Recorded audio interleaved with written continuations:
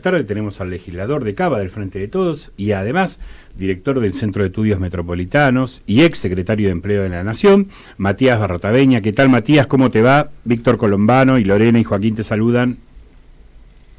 ¿Qué tal? Buen día, ¿cómo están? ¿Cómo te va, Matías? Bien, bien, acá andamos. Bueno, muchas gracias por atendernos en este último programa de Aires de Ciudad y atendernos siempre, así que muchísimas gracias. Para arrancar, quería hacerte esta consulta que la verdad me llamó poderosamente la atención. En realidad no me llama poderosamente la atención, sino que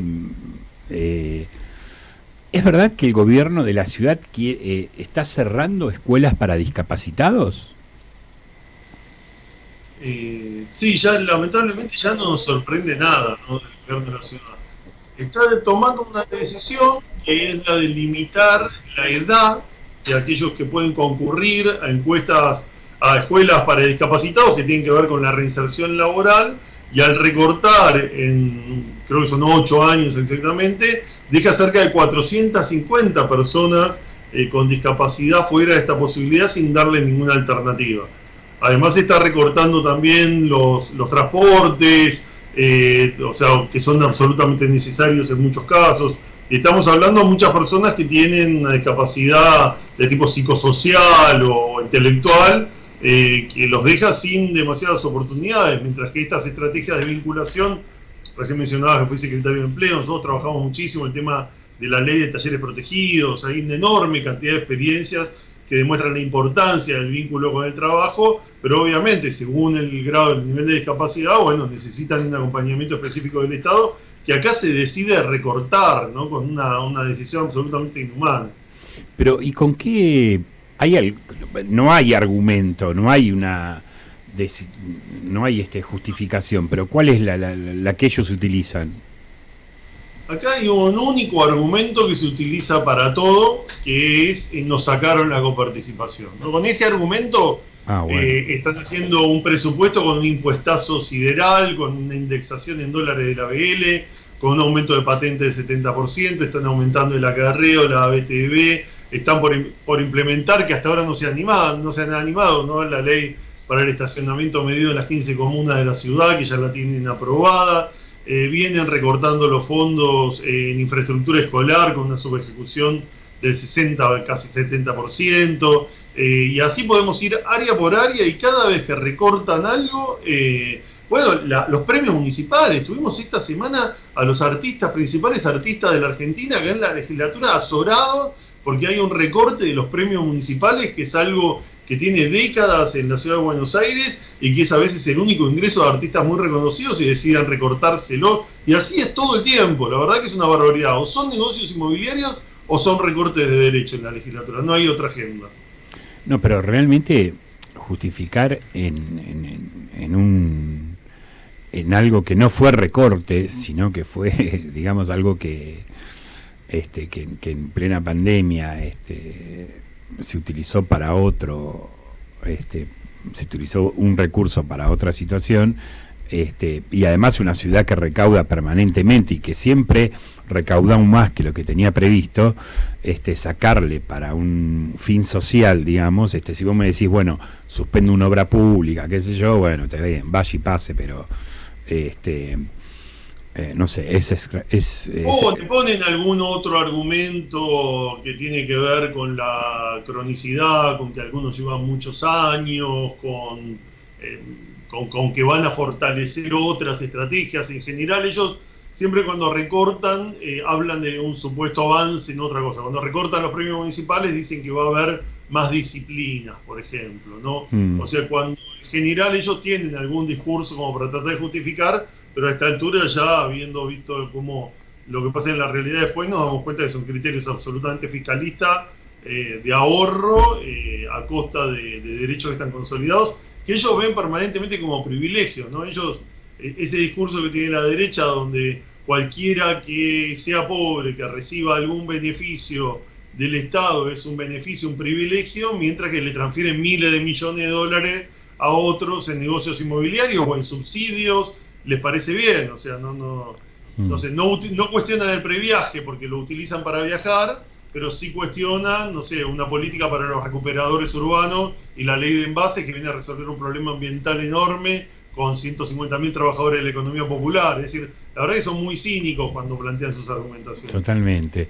Y en la sesión esa que hicieron antes que cambien el cuerpo legislativo, porque evidentemente después se le iba a complicar los números, donde ahí estaba el proyecto. Ahí te doy una novedad, no sé si estás al tanto, que nos sacaron la vicepresidencia segunda de la legislatura. No.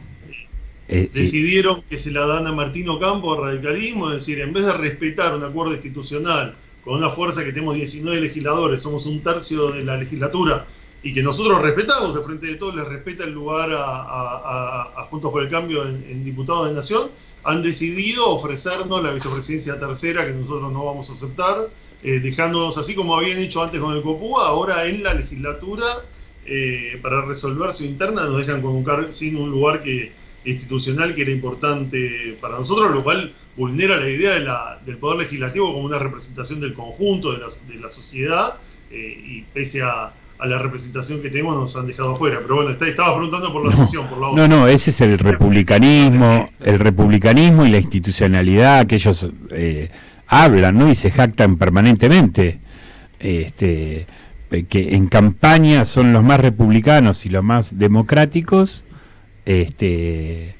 y cuando tienen que actuar en la legislatura privilegian solamente sus acuerdos políticos. Sí, los que somos peronistas no sabemos bien que han hecho durante todo el siglo XX todos los golpes de Estado se han hecho en nombre de la democracia, en nombre de la República, la proscripción del peronismo, los fusilamientos, las desapariciones, siempre ha sido un discurso avalado por grandes medios de comunicación en base a esas supuestas ideas. De hecho, vemos el avance de la derecha en muchos países del mundo hoy. La extrema derecha también agarra esas banderas. Por eso creo que es muy importante que las fuerzas populares y democráticas de verdad estemos muy atentas y que unamos fuerzas para desnudar eso. Hoy también hubo otra situación que tuvo que ver con algunas agresiones que ayer sufrió Ofelia Fernández, miembro de nuestro bloque, de parte de simpatizantes de la extrema derecha. Hay un diputado de la extrema derecha que se suma del bloque de Milei, que la ha agraviado personalmente en numerosas oportunidades a Ofelia, lo cual va rompiendo esquemas mínimos de convivencia democrática y acuerdos básicos que nuestra democracia tenía, y la verdad nos preocupa mucho, y creo que tiene que haber una reacción contundente de todo el arco político para que eso no tenga una escalada. Totalmente, la verdad que van a venir tiempos difíciles, democráticamente, institucionalmente, y bueno. Te quería consultar esto, que en la sesión, antes de que cambien las autoridades, hicieron caso omiso a las dos audiencias públicas que hubo, donde participaron más de, 7.000 personas, sobre el proyecto de Costa Salguero, ¿no? Y lo aprobaron, y va a haber un negocio inmobiliario ahí también, ¿no? Sí, la verdad que fue una sesión, 4 proyectos, la verdad que se venían planteando durante el año, pero que entendíamos que había un proceso de revisión por el nivel de rechazo que habían generado, y decidieron, después de la elección, es decir, para no pagar ese costo político en la elección, mandar el presupuesto, que se va a tratar este jueves, con ese impuestazo y demás, y avanzar con estos 4 proyectos. Ahí está, por un lado Costa Salguero, que como decís son más de 34 hectáreas junto con Punta Carrasco, que tenemos la oportunidad de recuperar como espacio público después de una concesión de 30 años bastante irregular. Ahora ya desde julio debería estar vacío ese espacio. Hemos presentado proyectos para que eso sea un parque que se llame Diego Armando Maradona. Mantienen la concesión como para que no se vea que ese espacio está vacío, y están avanzando dándole una norma. Esto hay que diferenciar, hay una ley de diciembre del 2019 que definió la posibilidad de vender esas hectáreas. Esa ley está judicializada, y lo que hicieron ahora es aprobar una ley ya en segunda instancia, y después de esa audiencia pública multitudinaria, donde no solo se inscribieron 7.000, sino que el 98% de los que hablaron en contra. Ahora le dan una normativa que dice lo que se puede construir ahí en términos de edificios, que es una gran barrera urbana con después sus servicios gastronómicos, donde lo verde termina siendo una especie de anexo para la valorización de ese negocio privado. Después otro proyecto en Costanera Sur, el ex Ciudad Deportiva de La Boca, donde se le permite a IRSA, algo que viene desde hace décadas intentando hacer este negocio, antes se llamaba Solares de Santa María, es la posibilidad de un barrio cerrado, que si bien ellos dicen que no es cerrado, por las limitaciones al acceso que va a tener y demás, es complicado su acceso, con torres de más de 50 pisos sobre un humedal, 900.000 metros cuadrados, que van a impermeabilizar esa humedad al lado de Rodrigo Bueno, al lado de la reserva ecológica. Después de convenios urbanísticos, eran 11, sabemos que hay más de 130 convenios urbanísticos, se aprobaron 9 que son excepciones a la carta. En un código de edificación, un código urbanístico que aprobaron en Soledad, ahora lo vulneran diciendo, bueno, acá viene este privado, nos sentamos, hacemos este negocio, ponés tal cantidad de plata y te permito construir el doble o el triple, lo cual tiene consecuencias en muchos barrios de la ciudad, que donde los servicios están saturados, y también recortando el sol para otros vecinos. Acá también, no solo deben el tema de la República, sino el tema de la seguridad jurídica. Esto vulnera toda seguridad jurídica y derecho adquirido, ya que aquel que construye no tiene estos convenios, está en una diferencia total en términos de los números para poder competir, y además afecta el derecho adquirido a aquellos que tienen una casa o un edificio donde reciben el sol y ahora por una excepción van a dejar de tener ese sol, circulación del viento, efecto isla de calor y demás. Y por último, como si esto fuese poco, se aprobó un gran blanqueo para construcciones ilegales de hasta 5.000 metros cuadrados, aunque afecten el patrimonio público y demás, donde se las va a habilitar a cambio de dinero con un criterio recaudatorio y seguramente con algunos casos específicos que tienen en una lista que nosotros no sabemos hasta ahora a quién le quieren aplicar semejante tamaño, ¿no? Porque no es que se construyó un quinchito, una habitación de más. 5.000 metros cuadrados son, la verdad hay que tener 5.000 metros cuadrados construidos de forma ilegal para buscar legalizarlos ahora, ¿no? ¿Qué tal, Matías? Joaquín te saluda, buenas tardes. Yo te quería consultar porque en el día de ayer estuvo Felipe Miguel, el jefe de gabinete en la legislatura porteña, y estuvo hablando de ciertos ejes como pueden ser salud, educación, pero Costa Salguero, ¿no? Y demás temas, pero me parece que no hizo un hincapié o tiene una visión muy errada de lo que es la prioridad de educación en la Ciudad de Buenos Aires, que no es así, porque otra vez bajó el presupuesto. Y demás temas que ustedes criticaron. Las visitas del jefe de gabinete a la legislatura, primero, recordemos que históricamente en la legislatura de la ciudad, me tocó ser presidente de la auditoría de la ciudad, por ejemplo, cuando se planteaba la discusión presupuestaria, todos los ministros, los funcionarios de los organismos y demás, veníamos acá a la legislatura, íbamos a las comisiones y teníamos que exponer lo que habíamos hecho, el presupuesto ejecutado, solicitar el nuevo y dar explicaciones, rendir cuentas y explicar el proyecto de gobierno. Eso no pasa más. Viene el ministro de Hacienda un día antes de mandar las planillas, es más, casi cargándonos, cuando termina la reunión nos dicen ahora van a estar dentro de una hora las planillas desagregadas por programa, con lo cual no hay una discusión real sobre el presupuesto. Ahora vamos a ir al jueves, vamos a tener 15 minutos para decir algo nosotros, ellos van a decir lo que a ellos les parece y se vota. Es decir, que no hay un vínculo permanente con el Ejecutivo. Después, tampoco hemos logrado que Alessandro, que el ministro de Seguridad, concurra a la legislatura después de la muerte de Lucas, que es lo mínimo que debería haber hecho.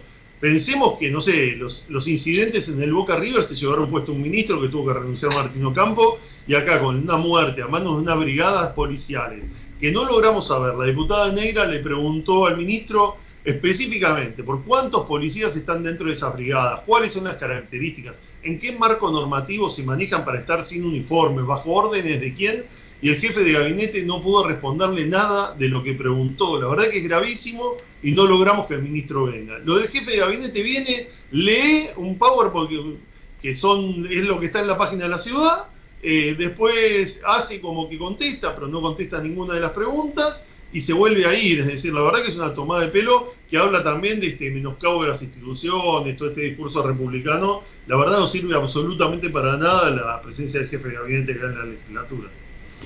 Bueno, Matías, realmente agradecerte todo lo que nos contaste. La verdad que es un...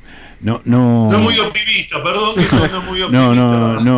No son pero buenas bueno, noticias. La verdad que tenemos una parte optimista, creemos que hemos logrado, esto lo verán ustedes, bueno, que conocen mucho el territorio.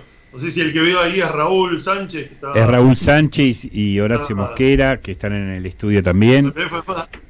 Están todos, bueno, tienen mucho conocimiento del territorio de la ciudad. Yo creo, la verdad, y los he visto, además los sigo en Twitter y demás, creo que tenemos que estar contentos en términos de que hemos logrado generar en la ciudad de Buenos Aires un debate sobre el modelo de ciudad, sobre el modelo de la reta. Hay muchas internas en el sector del oficialismo. Creo que tenemos una oportunidad acá en el 2023 para profundizar esto. Creo que se le ha caído la careta en muchas cosas al oficialismo, que ha penetrado esta idea de cómo me pega, ¿no? Antes era difícil pegarle, porque bueno, un edificio es bueno, es construcción, genera puestos de trabajo. Me parece que hemos podido mostrar este modelo extractivista, cómo pega en el derecho al acceso a la vivienda, cómo genera más desigualdad. El presupuesto, la diferencia por comunas, que es impresionante, como siguen poniendo la plata del norte, quitándole a la comuna 8 y a la 4. Me parece que tenemos un escenario optimista de acá para adelante, pero en el día a día, la verdad que ejercen el poder de una manera muy fuerte y antidemocrática, pero bueno, es lo que hay y para eso estamos, ¿no? Totalmente, sí. La verdad que hemos hecho un buen trabajo. La fortaleza nuestra es la unidad y mostrar todas las deficiencias que hasta ahora no pudimos mostrar de un gobierno que obviamente hasta ahora lo único que hizo fue profundizar las diferencias entre el norte y el sur. Así que, y la verdad nosotros lo único que hicimos durante todo este año, poder sacar las voces de ustedes, que son los que legislan, los que están en la ciudad, y de compañeros y de compañeras y de compañeros que dan su opinión y pueden aportar ese granito de arena para que después se pueda difundir y oyentes puedan generar su propia opinión. Así que te agradecemos mucho, Matías, por todo. Cada vez que te llamamos este año siempre nos atendiste y nos diste la opinión que necesitábamos. Así que muchísimas gracias, y te deseamos un buen año. Gracias a ustedes y que tengan un buen final de año para todas y todos. Gracias. Bueno, muchísimas gracias. Bueno, 15:30, así pasaba Matías Barrotaveña, legislador porteño por el Frente de Todos. Y acá tenemos a nuestro columnista de historia, el profesor Horacio Mosquera, que lamentablemente tenemos que decir que no trajo ni sanguchitos como se había comprometido,